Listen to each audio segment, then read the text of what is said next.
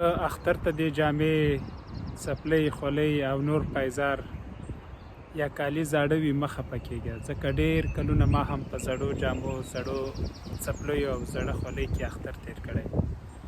د اختر په ورځ به ماشومان چې جومات ته روان وو خوشحال به وو، خندل به یې، خو زموږ په خوله به خندا نه راتله. جومات کې به چې موږ چای څښه، د سترګو له کونج به م خلکو ته کتل چې آیا زموږ زړو جامو ته خو نه ګوري.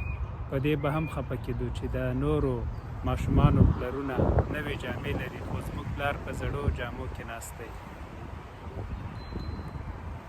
د اختر نه یو دوه ورځې مخکې به نور ماشومان بازار ته تلل چې ځان ته نوې جامې، نوې کالي یا نور شیان واخلي.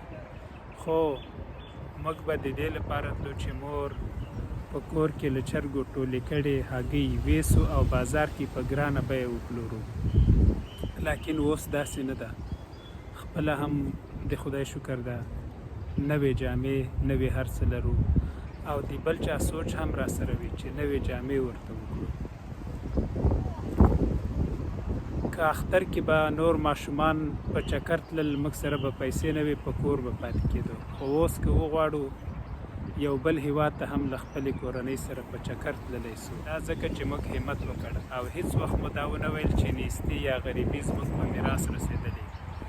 نو ته هم همت وکړه، هغه ورځ راځي چې هم به نوې جامې، نوې څپلۍ او نوې نور وسایل لرې او هم به د خوشحالۍ اختر لرې. خو دا هر څه په همت کېږي. بل ګیټس وایي که غریب پیدا سوې ستا ګناه نه ده، خو که غریب پرې ګناه بیا ستا ده.